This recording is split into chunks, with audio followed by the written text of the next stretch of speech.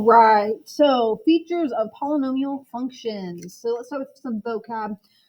We've talked before about domain. Domain are your x values of the function. The range are the y values of the function. So your domain for polynomial functions will always be all real numbers. Every polynomial function, every single number for x can be used. So that means your graph will go left forever and right forever. It means I can ask you to find f of any number, f of 2, f of 1,000,000, f of negative 7,847, whatever it is. The range depends on the function.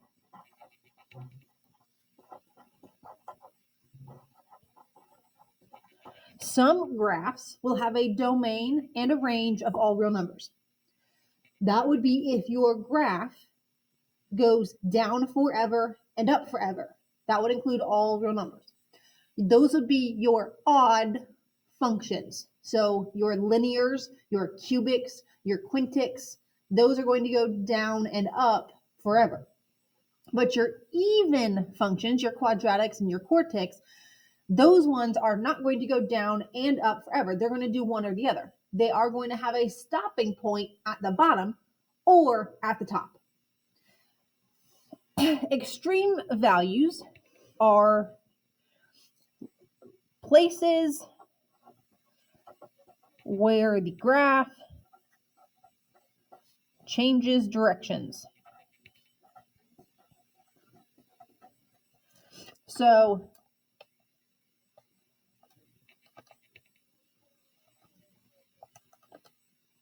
one moment, bring up an example here on my calculator.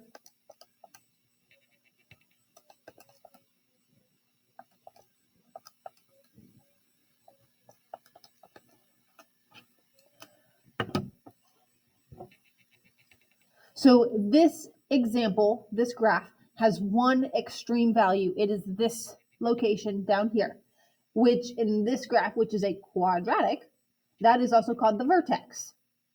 But not every graph makes a U.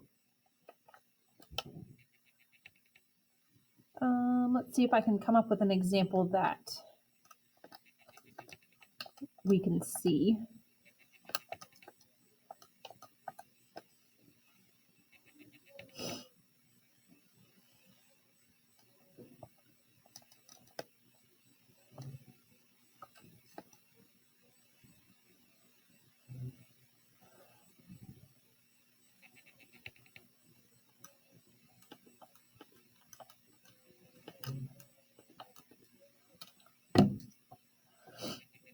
This graph, and it's still kind of hard to see, has a couple of extreme values. It has one here because it goes down and then it changes directions. It has one here because it's going up, and then it does kind of go down a little bit. It's hard to see it. And so then there's a third right here where it changes then to go up. So extreme values are the locations where it changes direction from going down to going up or going up to going down. Your relative minima would be your places where it changes from going down to going up. So this one here and this one here are both relative minima. So places where it changes from decreasing to increasing. And then relative maximum would be the opposite if it changes from increasing to decreasing.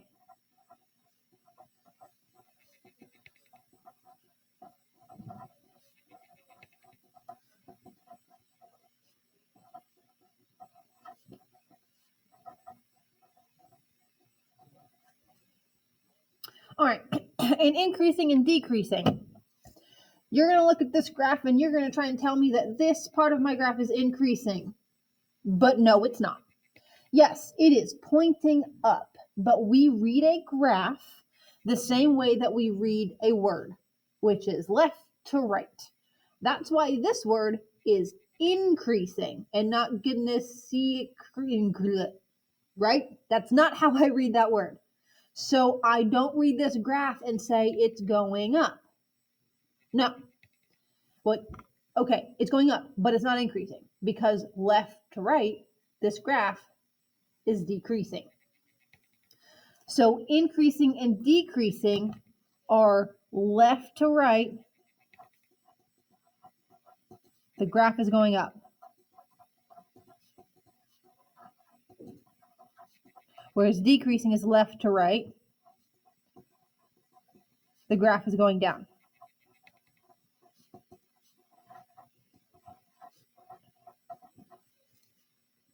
So when you look at your graph, you have to read it left to right, just like a word.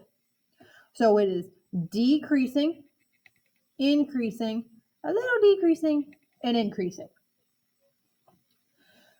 All right, so we are going to use your calculator to find your extreme values, the places where it changes. So I don't want to use that example. I'm going to use this one that's here. If you want to type that in your calculator now, because we're going to do that anyway. X to the third minus 6x squared minus 4x plus 24. And I'm going to come back here. I'm going to delete that. And x to the third, I have to arrow over to get out of the exponent. You may or may not, depending on your calculator, but just make sure you're paying attention. Don't have everything typed in your exponent. Now, to be able to see your extreme values, steps to find your extreme values, you need to type in your function.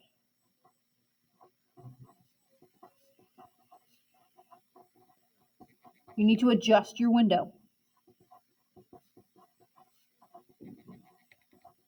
So what I mean by that is there's this button that says window. Right now, my graph is only looking at a certain part of this function. I can't see the whole thing. Now, you don't know how big your window needs to be, right? Like I can't just look at this function and go, oh, this is what it needs to be, right? But number one, this 24 tells you your y-intercept. So when I go to my window and I look at these y values, y min, y max, it's only going from -5 to 5. I need to be able to for sure at least see up to 24. So I'm going to start with just 25 and negative 25 and 25. That's the only change I'm going to make right now. And I'm going to see if I can see the graph well enough. And if not, I'm going to change it again. And changing your window is something I will help you with. Okay? You should hopefully get better at it over time, but I will help you, especially the first few times. So I'm like, I'm okay with your maximum, minimum stuff, but maybe I can't see it well enough. But definitely my x, I definitely need to change that. So I'm going to make those negative 25 and 25, but I'm going to go down here and make these negative 30 and 30. Okay, now I'm going to say my side to side is way too far out. I'm going to try negative 10 and 10. Okay, that's a pretty good picture. I will help you adjust your window.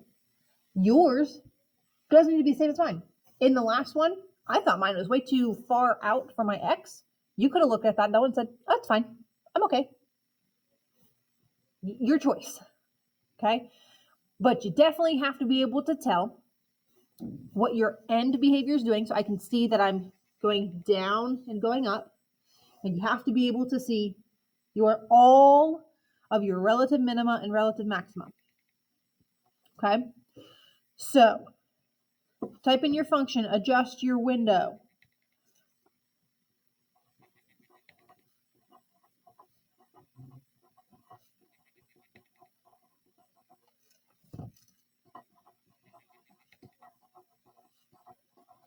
You need to know how many extreme values there are. I have 1, 2. This is just going to keep going down forever, and this is going to keep going up forever. My extreme values are where do my graphs change directions. So I'm increasing I change directions to decreasing. I change directions to increasing. Okay? So then you're going to have different things for your minima and your maxima. Every single relative minima, you're going to follow the steps, and every single relative maxima, you're going to follow the steps. This example, I have one of each. I have one relative maxima and one relative minima. But you could have more of one or both of them, okay? So in this one, I'm only going to need to do each of these things once. So let's talk about the minima, which is this one over here. It's a minimum, right? It's the lowest. So second trace, which is the same, whether you're a minima or maxima, is second trace. But for minima, you're going to hit number 3, and maxima, you're going to hit number 4. Okay, so let's do number 3, your minima first. So my minima is down here. I need to start by being left of that point. Here is my cursor all the way up here. Am I left of this point if I'm over here? Yes, I am. Cool. Hit enter. So be left, enter. Now it says right. Am I right of that point if I'm up here? No, I'm not. So I need to arrow right till I'm anywhere right of that point. Oh, look, now I'm right of it. Hit enter. So be right, enter. And then guess. It says guess. You just hit enter again.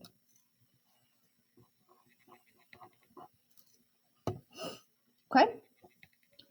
Your relative maxima. The only difference is you're going to hit number 4 instead of number 3. The same thing, be left and hit enter. Then go right and hit enter. And then guess, hit enter. If you go right and then left, it's going to come up with an error message. You have to go left and then right, because that is how we read a graph, because that is how we read a word. Okay? So make sure you're left of your point and then right of your point. I'm going to just copy this down real quick because we are going to eventually need this. So this is x is 4.31. We're going to round to, let's go hundredths place, 4.31. And then negative 24.63. Okay, we'll come back to that.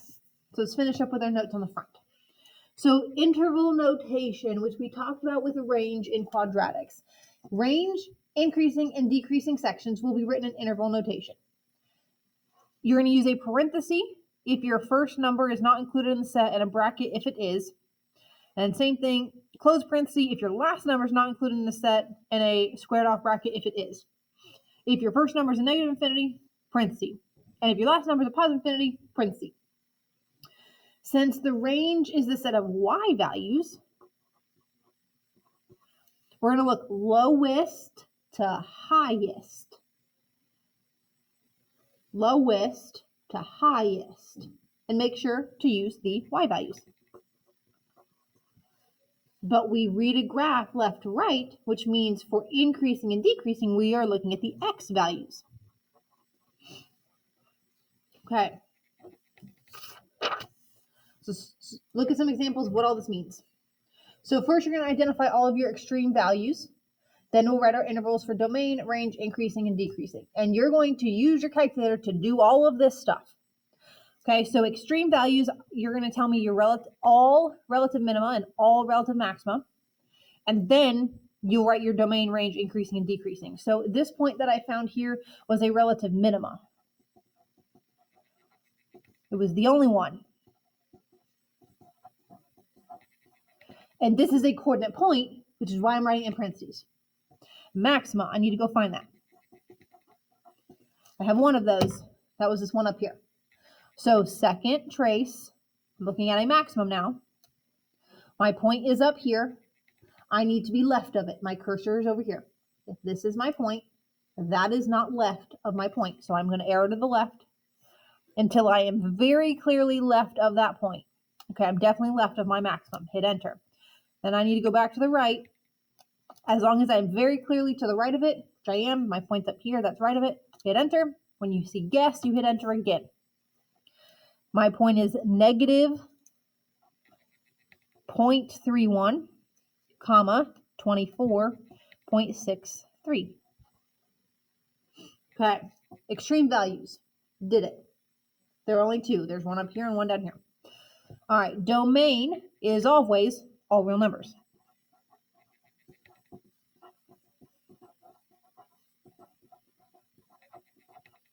Range depends on your function. But if your function is odd, it's all real numbers. My function is odd, this 3 is my exponent. It's odd, all real numbers. You also know that, based on your graph, it goes down forever and up forever. It does those two things, all real numbers. But domain is always all real numbers. Increasing and decreasing. Okay, left to right. First, I am increasing, then I'm decreasing, and then I'm increasing again. So increasing, I have two sections. These are not coordinate points that I'm about to write. First things first, not coordinate points. They're going to be interval notation, which uses parentheses or squared off brackets. And increasing and decreasing uses the x values. So this section of my graph was increasing. It started increasing all the way down, which is a negative infinity. So I'm going to use a parenthesis for a negative infinity, comma. I'm looking at my x values. I'm increasing and I'm increasing until my relative maxima up here. The x value of that relative maxima was negative 0.31. And I'm going to use a parenthesis there. You use a parenthesis if it's not included in your set, and a squared off bracket if it is. I'm using a parenthesis because at that location, I am not still increasing. I have stopped increasing. And I'm not decreasing either. I'm just like, I'm at the top. It's like when you're at the top of a roller coaster. You're not going up anymore, but you're not going down yet. You're just kind of staying there. Same thing. So this point is not increasing or decreasing. It's just there. So that's why this is parentheses. But this is not a coordinate point. This tells you you are increasing from negative infinity until negative 0.31. And then at that negative 3.1, you start to decrease. So that one starts at negative 0.31 until, so I'm decreasing now, I'm decreasing until this point down here, and that x value was 4.31. And same thing, I should use a parenthesis, because at 4.31, I'm just there. I'm not going up yet. But at that point, I go up again, so increasing is and then this other point, 4.31, until forever. So until infinity. It increases twice, once here, and only decreases once. There is that function. Your extreme values, domain and range, increasing, decreasing. Back to y equals, delete that out, type that in. X to the fourth, make sure you get out of your exponent. Minus 50x squared plus 49. Graph it. We are going to need to change our window. Give it a moment to load. Once again, we don't know what we really need to see. I do, somewhat. If I remember correctly from this example, I'm going to go negative 500 to 500. I can't remember if that's this one or number 3. Yeah, it's this one. But I actually need to go even lower. See, I still can't really see the ends. So that was my negative value. So my positive 500, I'm okay with that, but I'm going to go negative 550. Okay, I still can't see them, so I'm going to go negative 600.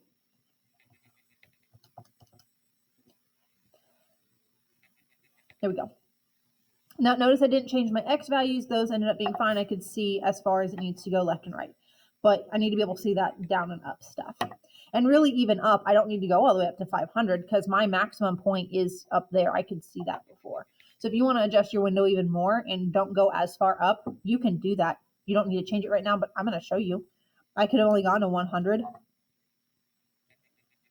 And I can see that point still, right? So options, things you could do, not things you have to do, but I will help you with your window. This example now. Okay, so minima and maxima.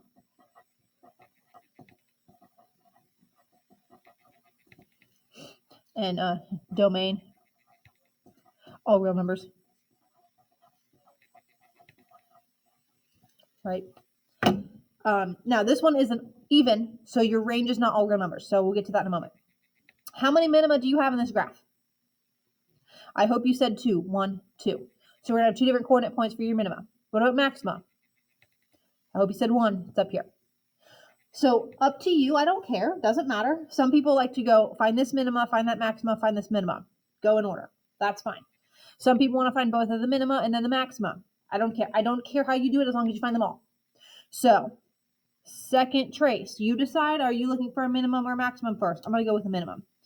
I'm going to find this one over here first. So I need to go left of it. So I'm going to go left and go left until I get left of that point. So I am left of it. I can hit enter. I need to go back to the right. Okay, I'm right at that point, and then hit enter. One of my minimas is negative, what does that say? It's blinking at me.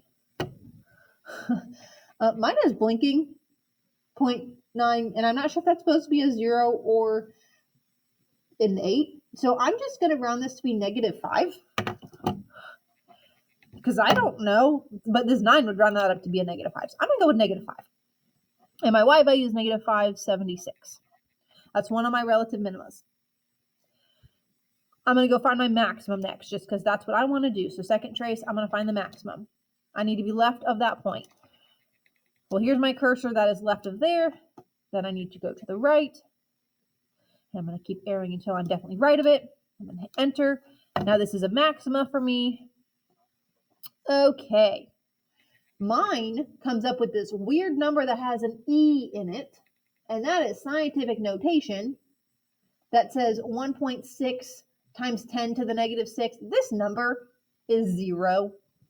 If you ever have a number come up and you have an E in it, that's 0.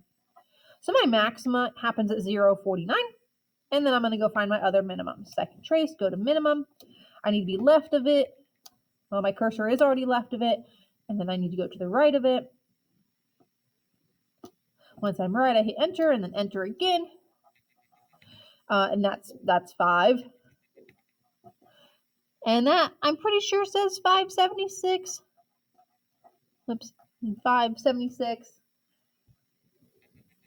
There are my minima and my maximum. Okay, so my range is not all real numbers because my graph does not go down forever. What is the lowest it went? Well, I'm going to look at both of my minima and see the y value for range, which one is lower. Well, in this case, they're both the same. So my range is a squared off bracket, -576. Because in range, I'm talking about how low does it go, and it does, in fact, go to that number. And then how far up? Well, it goes until infinity, parentheses. So range, if you have a number, it should be a squared off bracket because that number is included. One of the numbers, look, see, it's right there. It is included in the graph. But increasing and decreasing should always be parentheses because it is not increasing or decreasing at those values. All right? So now let's go increasing and decreasing. Left to right. Decreasing, increasing, decreasing, increasing. You should have 2 of each. It starts decreasing at -infinity until this number, x values, was -5. At -5, it starts to increase until x value 0. At 0, starts to decrease until the x value at that point, which was 5. And then at 5, it starts to increase until infinity. Once again, I'm sorry, I am about to run out of time because the bell's about to ring.